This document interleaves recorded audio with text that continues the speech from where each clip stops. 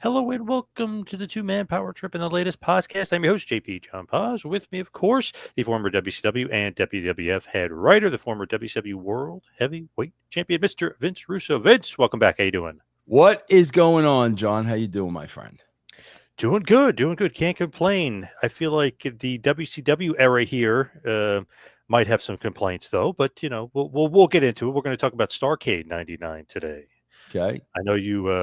I don't know. Do you have fond memories of WCW? I don't know if you do or not. No, fond memories. No, I do want to make one thing perfectly clear because I was even on a chat yesterday or a YouTube or something, and somebody made the comment. A couple of things like this past week that are just so freaking ridiculous, John. I'm just so sick and tired of just absolute lies and made up crap about me after 25, 30 years, whatever it's been. First of all, somebody mentioned yesterday about, when leaving WWE for WCW and how much it was a horrible move and how much I regretted it, this, that, and the other thing. Bro, I could tell you right now, I don't regret it for a second. Not a second. I have not one time in my life ever looked back and said, man, I should have never left WWE for WCW. Never. Not one time. Reason being, John, what are you messaging me now, bro? No, that was from like a few minutes ago. Yeah.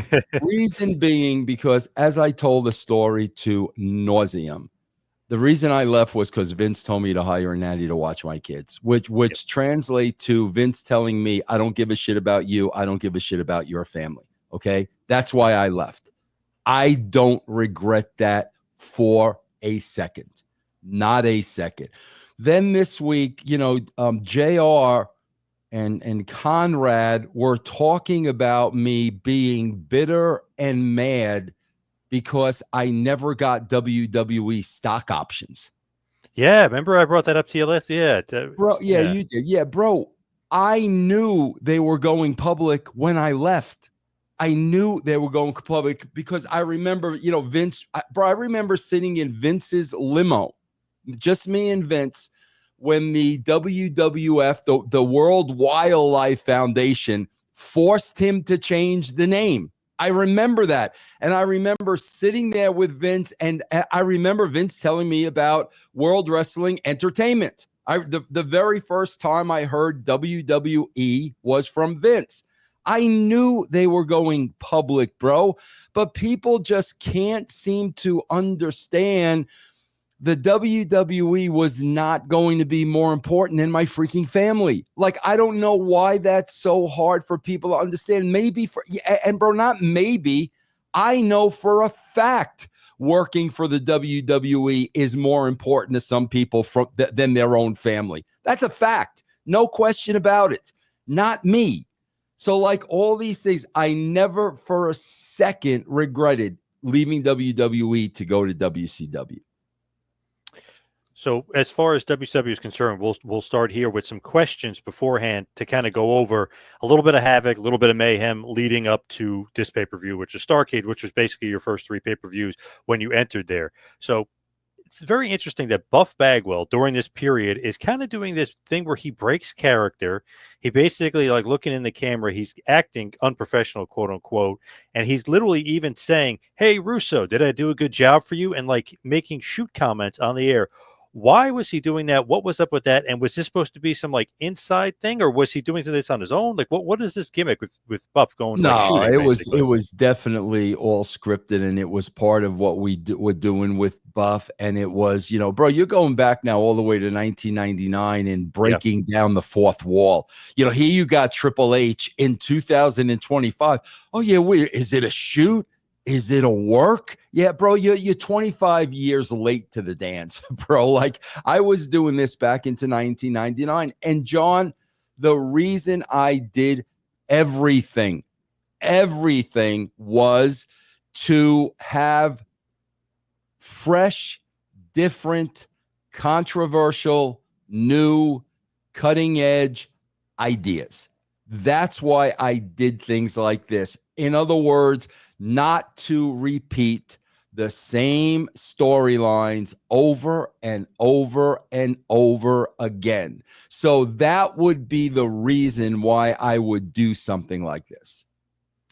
So Buff basically is just kind of experimenting with a little bit of shoot angle, and he's just kind of going to do something where it's perceived to be that he's doing stuff off the cuff on his own and trying to get attention that way. Yes. Interesting at the time too, because you're the powers that be. You're not really on TV. You're not really mentioned, but he says Russo. He actually mentions you by name. Yeah. Well, that I'm sure that wasn't scripted. That's him saying that. Yeah. Now, you said Halloween Havoc 99 because you come in, you said mostly when we were talking about that, the pay-per-view was mostly intact, like already. So what major changes did you make from the script that you can remember that you did change about Havoc 99? Bro, the only thing, was that the Sid Goldberg bloody mess? Yeah, and Hogan lays down for Sting. Those two things. Those two things I know I absolutely changed. And again, with Sting and Hulk, it was a direction I wanted to go in. I already laid out that story with you with the Avengers.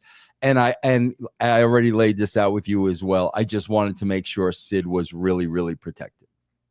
When you look at it, right, Hogan loses to Sting. Hold on for a second. Time out. Yep, thank you for saying that name. What, how are you feeling sitting there seeing your boy? Your boy, bro. Can I tell you why he got booed out of the building? Yes, please. I dare people to go back and watch it. John, I'll tell you exactly why he got booed out of the building. Bro, first of all, there's still some remnants of the racist comments, but that was a long time ago, John. Yeah, I mean, It really, really was. Second of all, of course, this guy was Mr. MAGA. At the but bro, freaking Taker was a Trump guy. They didn't boo Taker. Bro, I'll tell you why they really booed him. And this was a huge mistake. And John, I don't know if this was, Hogan or the company telling him to say this. I don't know who this came from. Bro, they really started booing him out of the building when he just started hawking that beer. He just came out and it literally, you knew when Hogan ended and the commercial started. When he started hawking and selling that beer, that's when they booed him out of the building, bro. They weren't there to hear an ad for Hulk Hogan's, beer. And John, like, I got to tell you, I don't know, John, it's funny because you're from Jersey. I'm from New York. We've done a billion shows together. And John, I'll be honest. I don't know if you believe what I tell you. I don't know. You hear so much shit about me out there all the time. Who knows what you believe and what you don't believe? But when I'm watching this and then I hear him say that, and that's when the boos really started coming in. Bro, my mind goes to, I've told you this a million times, John. I'm not anti-Hulk. I don't have any heat with Hulk. I've told you this a billion times. I wish I could have had a relationship with Hulk without Eric in the picture. Everything would have been fine. But John, my mind immediately went to, did the company set him up? Because you've got to know how that crowd is going to respond to what he's saying. You have to know that, bro. And John, what I'm thinking is, you know how this shit works, John. John, remember when they first made the deal with Saudi? Yep. And the guys from Saudi wanted Yokozuna? Remember, they didn't know like guys were dead? Yes. Bro, I'm thinking the same exact thing. Did the Netflix executives and the Netflix brass, were they the ones that wanted Hogan? And now, Triple H, now they're in a position where they can't say no, right? But they're going to make damn sure Hogan falls flat on his face. That's where my mind goes. And John, let me ask you this, because you've interviewed the dude. Like you know him pretty good. I know you know a lot about him. I just find it hard to believe that Hulk himself didn't realize that was the wrong place and the wrong time to go into 100% infomercial. Do you agree with that? Yes, but I was reading into it. TKO now owns a part of know, Real American Beer. I know so that. I feel like they're like, we have to promote what we own. Like I feel like they try to crowbar all their advertising in. You know what I mean? Like they got to get it in. We got to get it in. Yeah. I feel like I don't know. I was pissed about it with Hogan. No, but that's a different story for a different day. I gotta be honest with you, man. It pisses me off. John, I'm going to tell you this. You know, people that are booing Hulk out of the building again, bro. Yes, he made the racist comments and all that shit. People that are booing that dude out of the business did not watch Hogan in his heyday. Yeah, Michael Cole said, he goes, without Hogan, we wouldn't even be here right now. I'm serious, bro. They have no idea. They have no idea of what this guy meant to the wrestling company, man. Period. End of story. Vince McMahon would be selling hot dogs at a hockey arena in New Hampshire right now if it wasn't for the Hulkster. He very well could be, bro, without a shadow of a doubt. Without a shadow of a doubt. Remember the great Hogan line about Bischoff? Eric Bischoff would be selling meat out of the back of a truck in Minneapolis if it wasn't for meat, brother. Yeah. Well, great Hogan line. Yeah. But going back to WCW, because I could talk about that all day, but going back to WCW, 32-man tournament at Mayhem, the finals were the final four, which we talked about. Bret, Sting, Benoit, Jarrett on the actual pay-per-view. Why not an 8-man pay-per-view, like King of the Ring? Why not do it like that way? Well, probably, bro, because there were many other angles going on at the time, and I wanted to continue those stories during the, bro, if we were, again, if I'm the WWE in 2025 and I got a 3-hour Raw and a 3-hour SmackDown and I got to fill all this time, it's definitely an 8-man. But back then, bro, I was really my focus, John, at that time was really to get everybody in an angle. The very much the same thing I did at the WWE. So if I want to get everybody in an angle, that means that they're going to have to work, at the pay-per-view. So I didn't want to waste 4 matches just on the tournament. Anybody else ever considered but Bret to win it? I know obviously it was in Canada, the finals, and you were saying that that's what you wanted, but anybody else ever considered? Probably not, bro, because one of my top priorities and a sense of urgency was to get Bret where he belonged to be, without a shadow of a doubt. So I probably knew immediately that's what we wanted to do with Bret. Do you think it was premature to write off Hulk Hogan and Ric Flair before Starrcade? Maybe a little bit counterproductive not to have the 2 biggest stars on WCW's biggest pay-per-view. Ric Flair kind of is Starrcade or was Starrcade. What do you think about that? That's a very, very, very, very fair question, John. But man, when I went there and the ratings were in the shitter,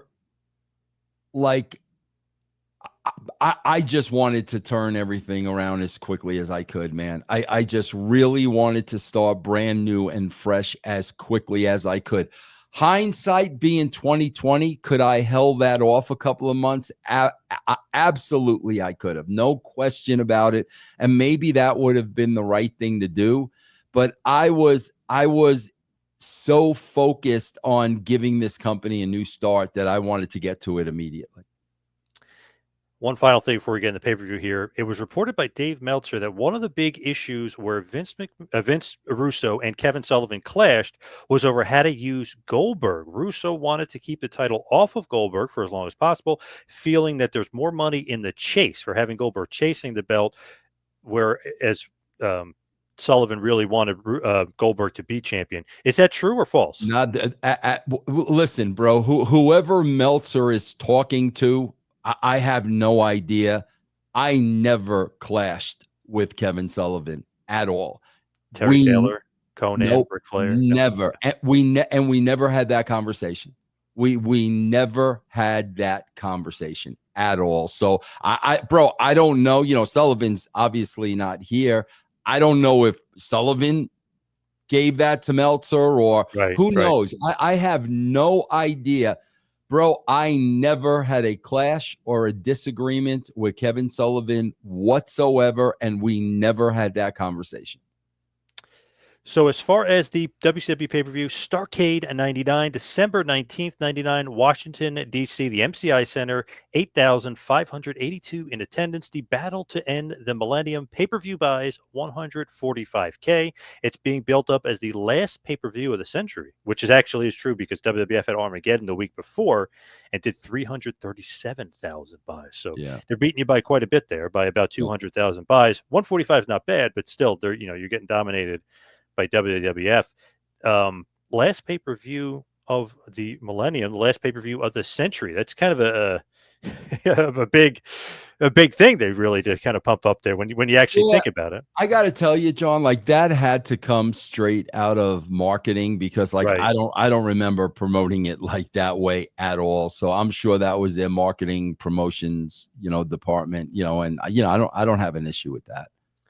So we're going to start off the show. Shivani, Heenan, and Scott Hudson. They have the intro video pumping up the matches, and obviously Scott Hudson does this thing where he kind of goes over the matches, and then you have the actual intro video package, which hits off. Is that just in the script, if you will, like Hudson here, and then I want a video package, and then I want the show everything like item 1, item 2, item 3. Bro, speaking of Hudson, man, what's he doing these days? You know what? I'm not really sure, but I did interview him. I want to say 2 years ago.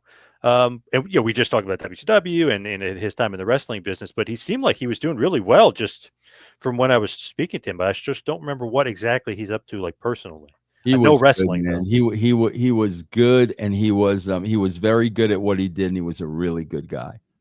He was actually really good. I liked him a lot. I know he kind of came from like quote unquote dirt sheet world, but he was great. He was. Yep. So as far as the show is concerned, we're going to start off, interestingly enough, with the Mama Lukes, Big Vito and Johnny the Bull, with Tony Marinara defeating Disco Inferno and Lash LaRue. Match went about 9 minutes, 40 seconds, almost 10 minutes. It was an okay match for what it was. But the best part about it to me is afterwards. So Tony Marinara with the ether, with the thing full of ether, they knock out Disco and put him in a body bag. Yeah. What's going on here? What are you doing here? That's a storyline right there. See, I'm so chomping at the bit, man, to start fresh. And I believe, and again, talk about shoot, John. I believe the story was Disco had a gambling problem. And this is an absolute shoot. To this day, it's an absolute shoot. And he owed them money, which makes all the sense in the world. Of course, they're going to be tied to the Mafia. Disco's got a gambling problem, which is a shoot. So yeah, man, that's again, right there. I just formed the Mama Lukes, and we've got this storyline with Disco. It's so funny, like this the angle, and they're kind of jokingly saying like Disco is like their protege, even though he's older than them. but he's like reluctantly with them, and he's always nervous. He actually did a really good acting job with it. Like he's always nervous, like these guys are just going to beat the hell out of him, and he doesn't know what to expect. I don't know if you know this at the time, but this is probably what was either this was going on at the time, or bro, it happened a little while later. John, I was living in Atlanta, okay? I'm freaking sitting at home one day watching the news, okay?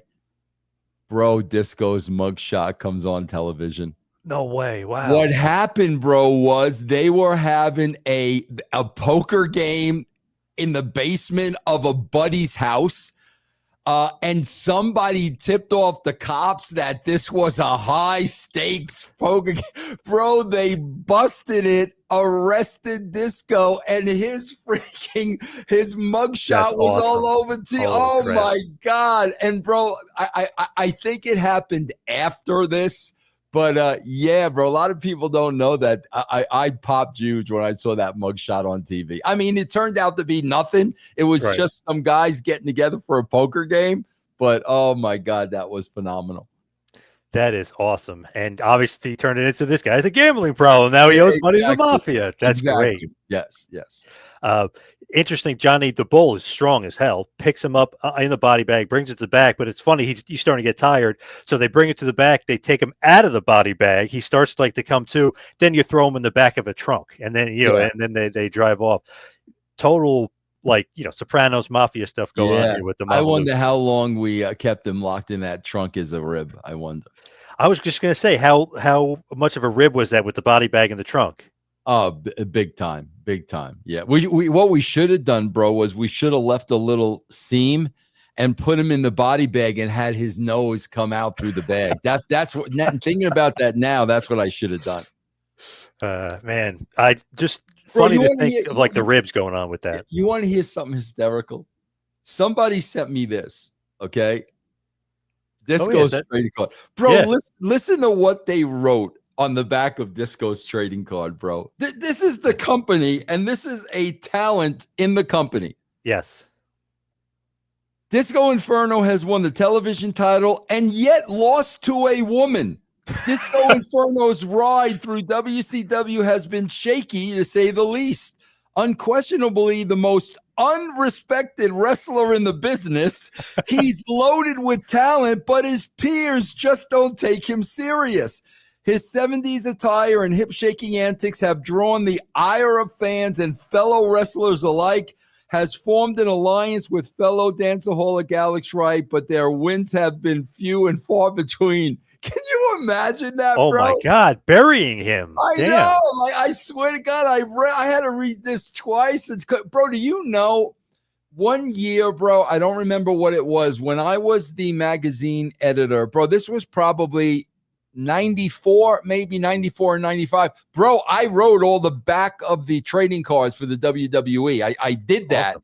And that's why I'm reading this and I'm like, holy shit, bro. They're burying one of their own talents this way. Unbelievable, man.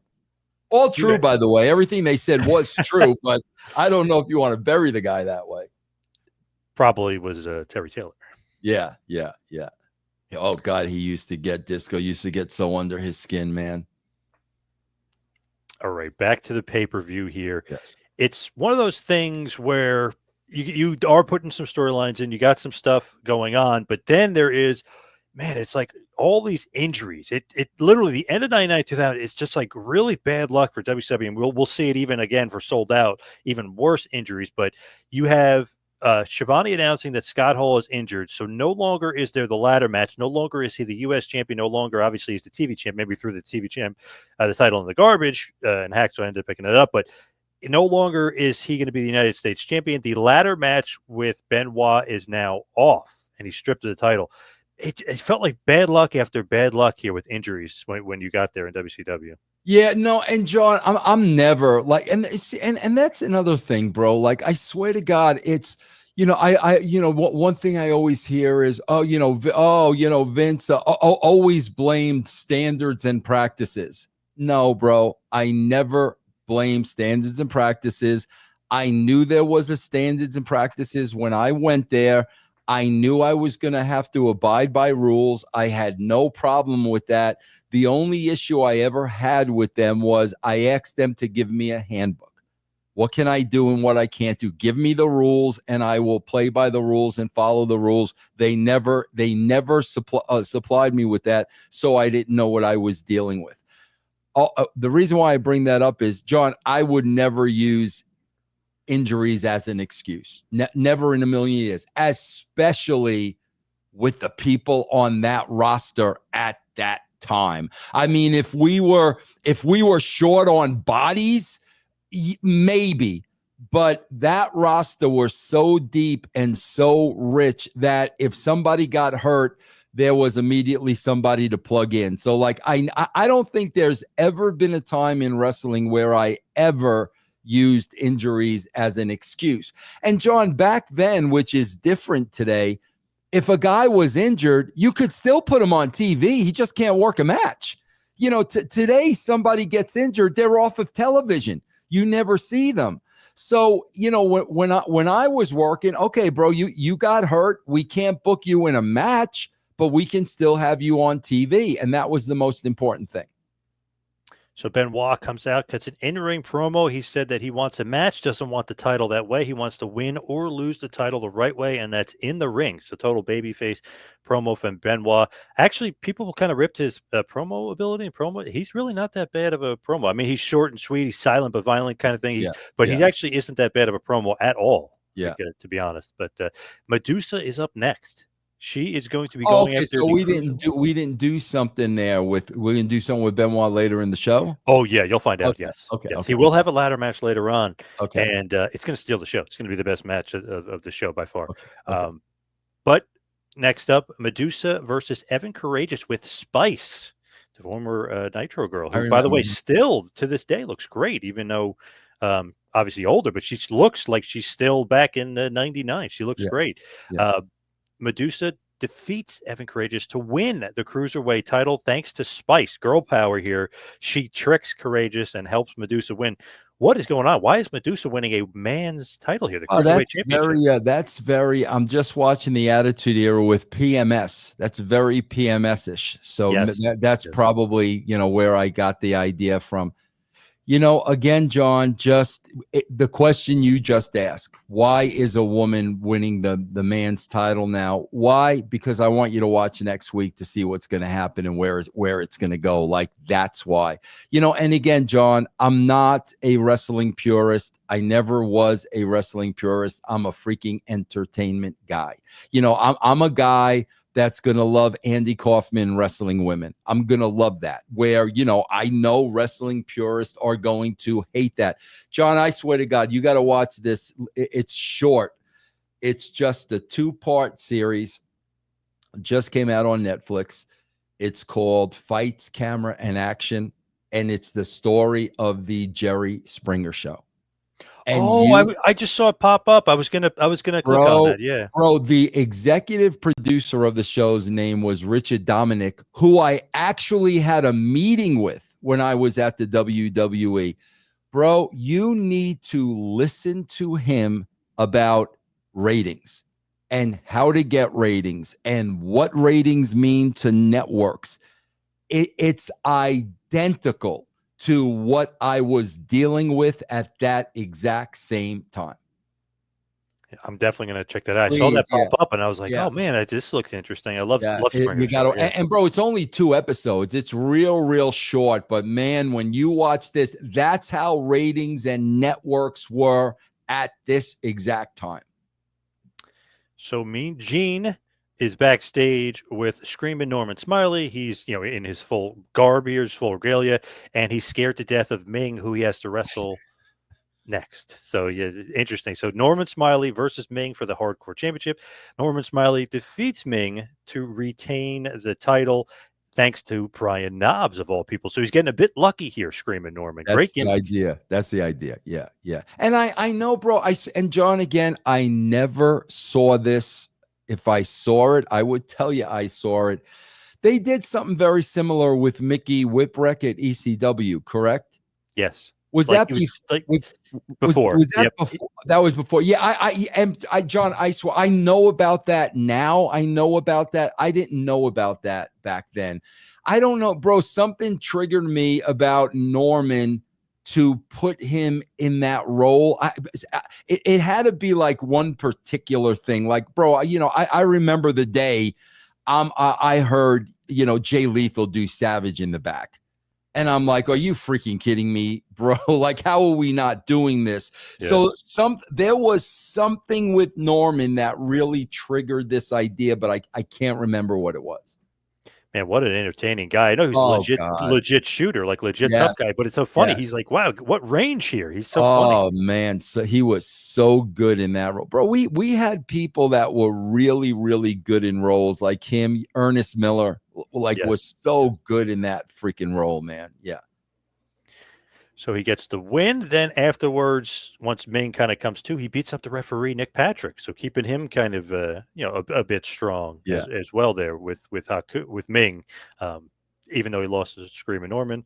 Speaking of maybe somebody doing great acting-wise, David Flair, he gets a new crowbar. He's backstage and he's laughing to himself about it. Yeah. God, bro, I'm sorry, man. He did a great job for me, man. Him, Daphne, Crowbar, they did a absolute great job for me, man.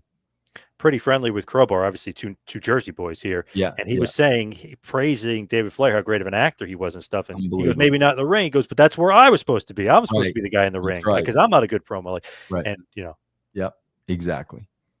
So then Oklahoma is in the back. He is preparing for his match, possibly him and Dr. Death preparing, because if Vampiro defeats Dr. Death, Oklahoma gets 5 minutes with Vampiro, or Vampiro gets 5 minutes with Oklahoma. They're showing the Misfits back there. Then we have a hype video for that was my favorite. I swear to God, my favorite. We talked about Oklahoma last time, but my favorite Oklahoma call of all time was Vampiro. Yes. Bro, I swear to God, man, that was the greatest call ever. My favorite is, Tony, take a step back. You're a B-teamer. This is A-teamer time. Like, you're a B-teamer, Tony. Ed could have been Jack Galifianakis. Without a shadow of a doubt. That's how talented Ed was, without a shadow of a doubt. He, with the JR isms too, he nailed them, like the college football stuff and like the background. Because we spent so much time around JR, like we knew that stuff we heard like every single day, bro. And supposedly he really did say that at one point to Shivani, like, you're the B team, I'm the A team. Yeah, I'm sure Shivani probably gave him that line. I'm sure. Yeah. Oh yeah, 100%. People, that's what I'm saying, bro. Like, okay, I the Bell's palsy thing, I get, but we've got to have a little bit of a sense of humor, man. We can't take everything so seriously, man. Yes, and obviously some of this stuff is just so funny because he's talking about Tijuana State, who from two grand with Tijuana State and stuff like. The Wall went to, like Germany, in Hamburg, Germany. He went to the college over there. Like, so funny. I got to go back and watch some of that stuff, man.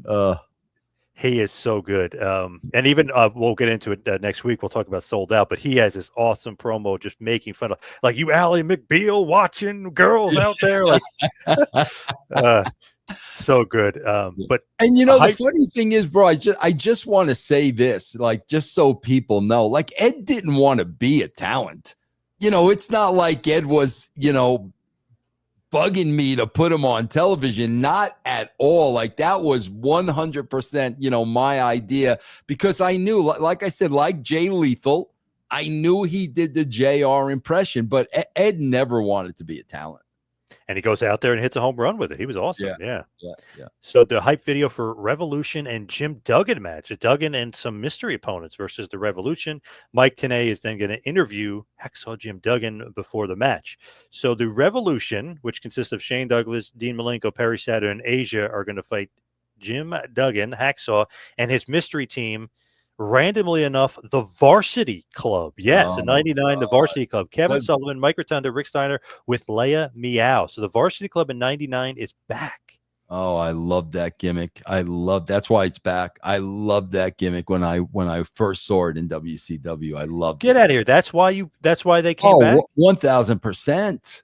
Bro, the way they used to run around the ring in that circle before the matches, I was such a freaking mark for the Varsity Club. It's not even funny. Wow, this whole time I thought it was like maybe a rib, like making fun of those guys because you hated that game. Hell no, no, bro. They were one of my favorite things on the show. I loved that, bro. That was no rib. Absolutely not. So even though Duggan brings back the Varsity Club, maybe the joke's on him because the Revolution gets the win anyway in this 8-person tag team match. Went about 5 minutes. Douglas was injured, basically doing commentary the whole time, but they do get the win thanks to the Varsity Club basically turning on Duggan because Duggan really wanted the pinfall. They wanted to get in, and they wanted to be a part of it. And Duggan, he wanted his revenge, so they said screw this, and they turned on Duggan, and the Revolution get the win. Then draped the flag over him afterwards, and beat Duggan down afterwards. What do you think of Revolution going over Duggan, even though he had the mystery team? Yeah, I think it's okay because of where I'm going. You know what I'm saying, bro? I know in my mind I've got a role for Duggan and where I'm going. And, so I know I'm doing something with everybody. So, I mean, that's why I thought in this case it was okay to do based on where I was going with Duggan. If I wasn't going anywhere with Duggan, I would have killed him in the water, but I knew where we were going with him. He must, the next night of Nitro, denounce the United States. Mr. USA has to denounce the United States. What do you think about that? He hated me for all that, bro. And it's like, I don't mean to be disrespectful, John. Bro, it's a television show. This is a television show, man. You're not really denouncing your country. And it was clear that the powers that be, like, were the heels behind it and all this stuff. To this day, bro, he hates me for the creative. And like when I was there, this is the part, John, that really pisses me off. And it's the mentality of the wrestler. And I'm not lying about this because you've been doing this for a very long time. Never once did he say to me, I don't like this. Why are we doing this? I feel uncomfortable with this. I've been doing this gimmick for 20 years. Not one single time. Because if I know he's uncomfortable with this to the degree he was, and I'm going to have a conversation with him. But when a talent doesn't say something to me, I don't think there's a problem. And of course, their mentality is, oh, bro, we say something, we'll lose our spot. You know how they think. So, again, I do this whole angle with Duggan. He's prominent on television. He's getting over on me. I mean, I brushed my teeth with a toothbrush he used to clean the toilet bowl. So he's getting over on me. And then, of course, I'm out of WCW and I leave and I've got to hear all about this absolute hatred Jim Duggan has for me. And I'm like, bro, all you had to do was have a conversation with me. All you had to do was tell me, Vince, I'm uncomfortable. This is why I'm uncomfortable. Where are we going with it? That's all you had to do. Never one single time did he say to me, I don't like what we're doing or where we're going. To be honest, I didn't really mind it at all because it was giving him like a storyline. Like, right. Oh my God, like he had John, that's how I was looking at it. And it totally backfired on me. That's how I was looking at it. John, these are freaking people I was watching as a wrestling fan. I was a huge fan of Hacksaw Jim Duggan. So I'm looking to keep him on television in a spot that makes sense. And it just totally backfired on me. Right. Can't just keep doing the same exact thing over and over. You got to change it up a little bit, put a little storyline development in there. Right. So Mean Gene is in the back. Interview with Jerry Only. They talk about Oklahoma going to be in a shark cage for the Dr. Death versus Vampiro match, which is up next. Very funny because he's on commentary the whole time, which is great. And, he's going back and forth with Shivani, which is just sarcasm back and forth. Bro, have you ever actually seen a shark cage match? You mean where they put the manager in the shark cage and they put him up? No. They put two men in a shark cage and they fight. Have you ever seen that? Not that I can remember. Like, you got to look it up, bro. Yeah. Bro, I remember one specifically I saw, and it was Chief Jay Strongbow. I don't remember who he was in there with, but I guarantee you could find it online. Yeah, look it up. Yeah, they used to have shark cage matches where they will put two guys in that tiny shark cage to fight. God, that sounds boring. Yeah.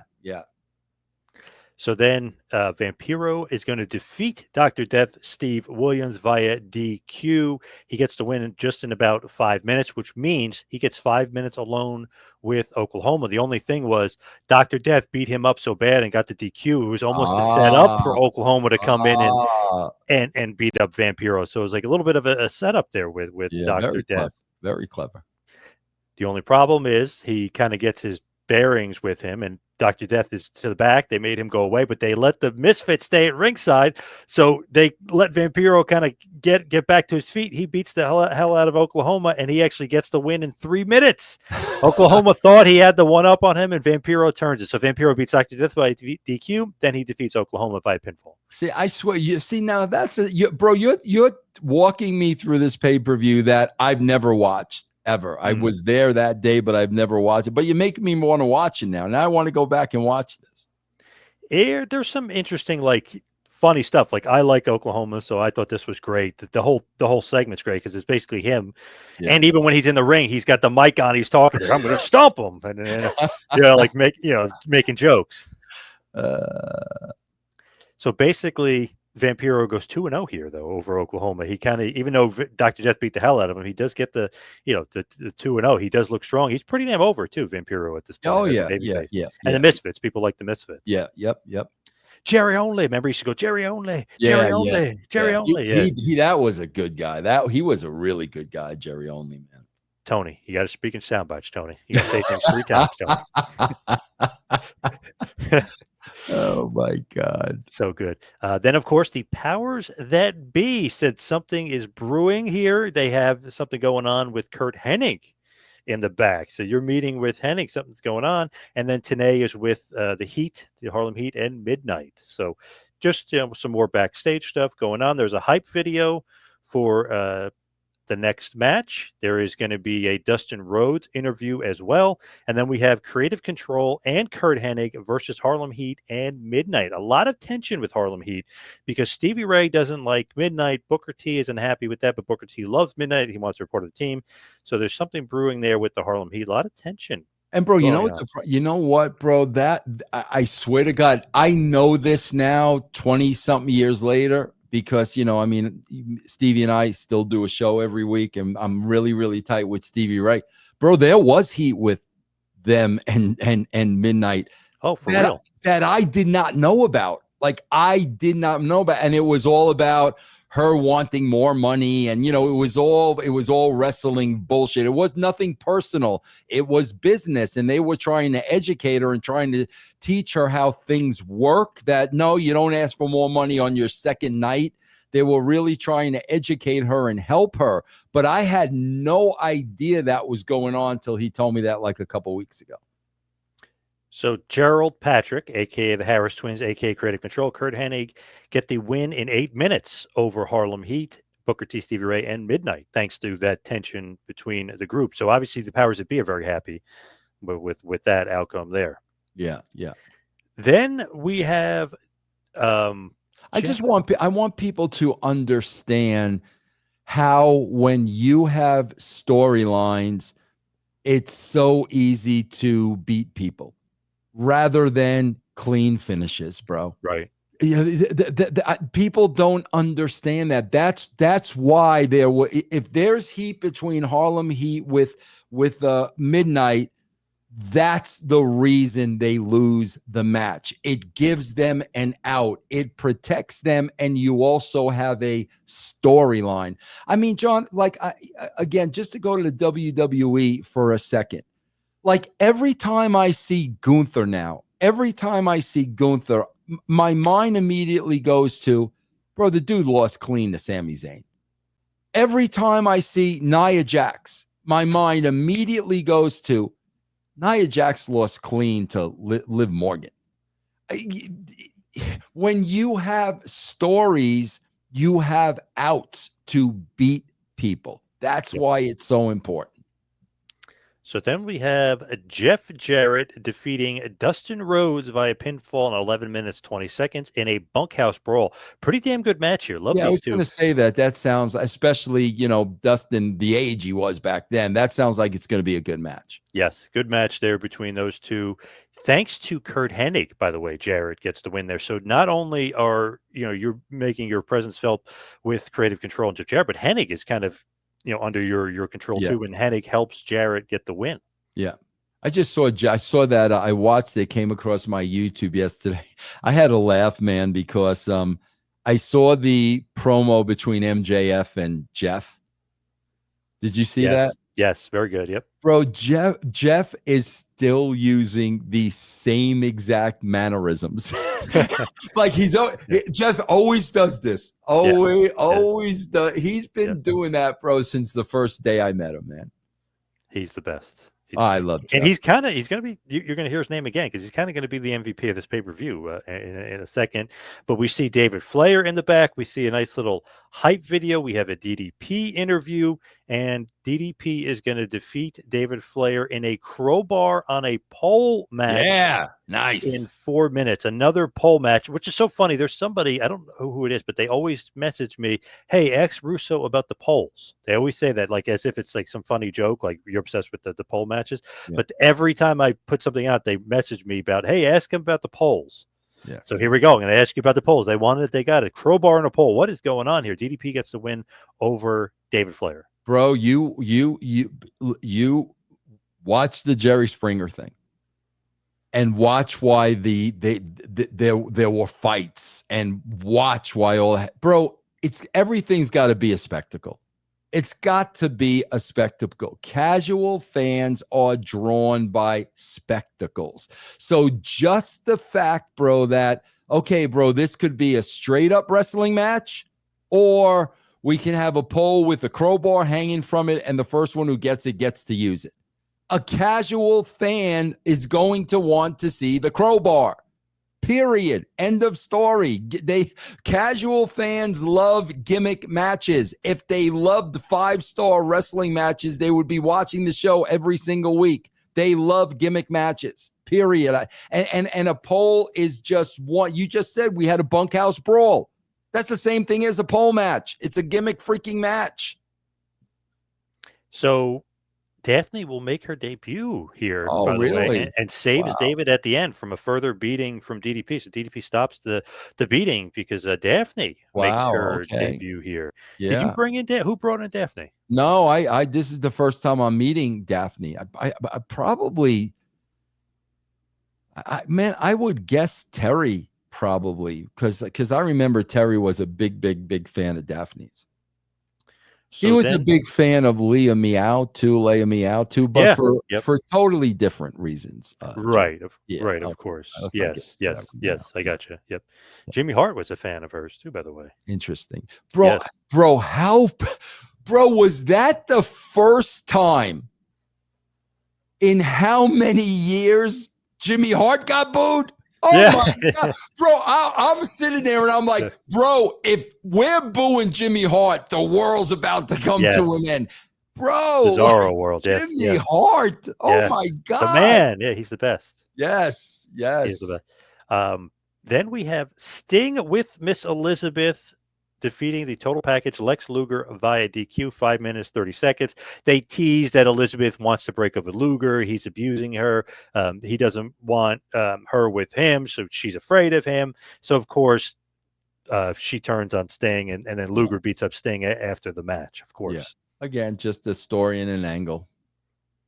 The swerve, bro. The swerve. Yeah, swerve, bro. Yeah. Somebody told me there was a big Ricochet swerve on AEW. Was there? Was it when he beat the crap out of Swerve Strickland? I don't know. Somebody told me there was just a big Ricochet swerve. Oh, I think they're messing with you maybe because he beat up Swerve, the wrestler Swerve. Oh, God. Is his wife managing him yet? No, not yet. She will be. I wouldn't mind seeing that, to be honest. She's good. I mean, she's great for TV. Yeah, yep.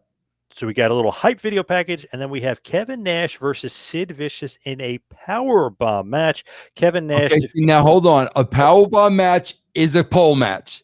This is a gimmick. A powerbomb match is a gimmick. I just got to ask you real quick, John, how many matches are on this card?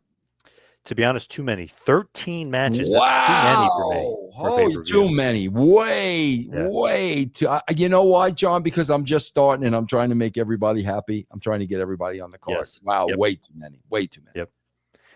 So Kevin Nash defeats Sid in the powerbomb match in 7 minutes. The funny thing here is he doesn't really powerbomb him like the ref sees it. The ref, Jeff Jarrett, interferes. The ref gets knocked down.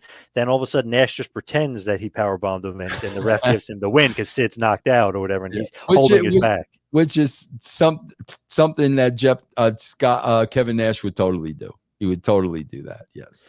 And I guess, right, you're keeping Sid strong. You didn't really lose. You got screwed. Right. Man, you are doing a lot to help Sid here. He's kind of becoming sympathetic, even though he's a 6'9", 350-pound monster. He's being very sympathetic lately. Well, John, I mean, if you look at this whole card and if you look at everything that I did, I was really trying to protect everybody.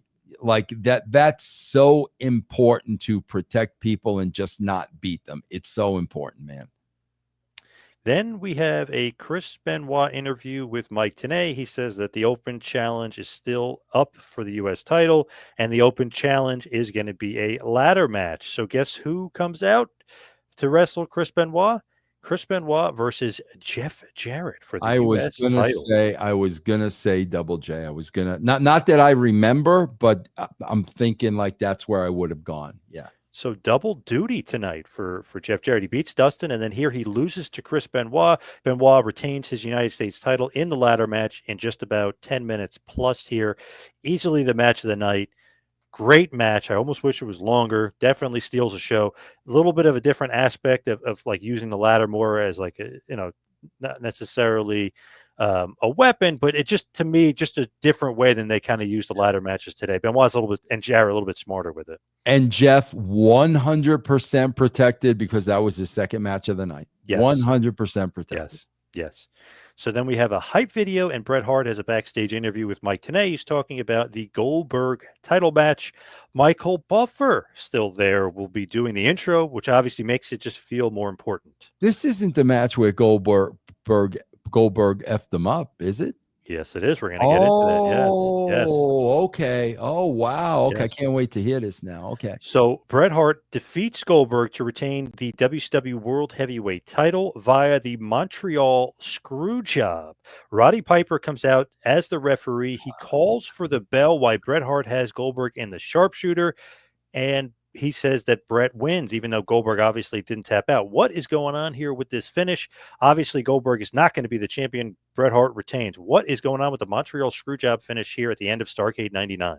Again, that was still like red hot at the time. And I think part of that, I believe, was the powers that be making Piper do that. Yes. So this is all part of that Avengers story, bro. It's all part of that story. You see what we're doing with Hennig? We're making Piper do that. Then we're doing the deal with Hacksaw Jim Duggan. I mean, the story that I'm telling you about is in full effect right now.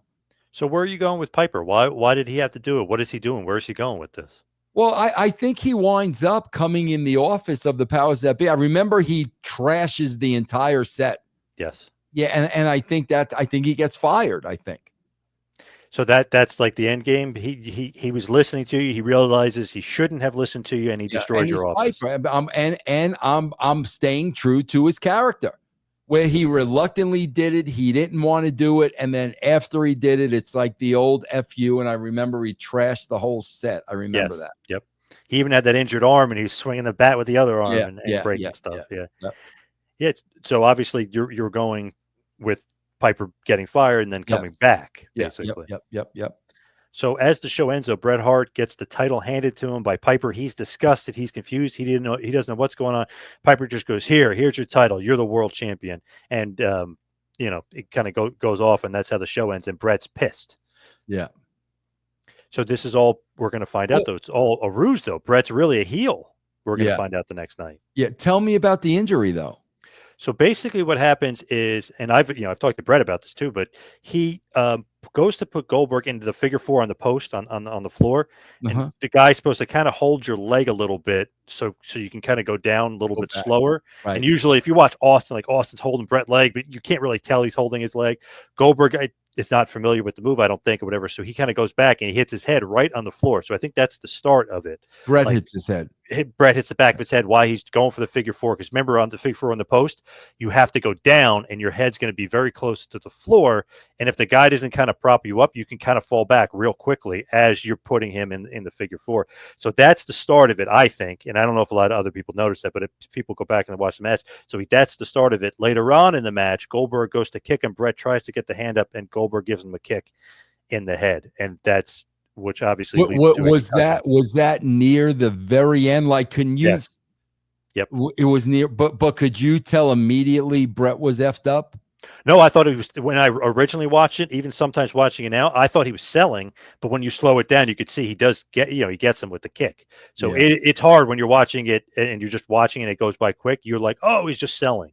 Yeah, but he wow. wasn't, obviously. That screwed him up for a long. And bro, that was again. I don't make any excuses with injuries or anything because the roster was so deep, but that was the one thing that really, really made me change plans. Yeah.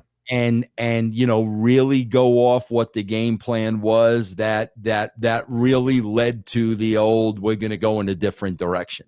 That was the one injury, because Bret was so pivotal in where we were going. That was the one injury that really caused me to change so many things. So the next night, Goldberg and Bret are going to wrestle again. Bret's saying this is bullshit. He's yelling at you. He throws the title at you. He said that Piper wasn't supposed to do that. That, what a screw job, this and that. So basically what happens is the NWO is back, and Jarrett and Nash, and they end up beating up Goldberg, and it's all a ruse, and Bret Hart wins again, and he's the champion. They're going to reform the NWO. That was NWO the plan. 2000. That was definitely the plan. So Bret wrestled that next night. Did he look like he was effed up? No, not that I could tell. No. Wow, that's really strange, bro, because you would have thought with the impact that had and what it wound up doing to him, that next night he would have just not been able to wrestle. I feel like old wrestler mentality.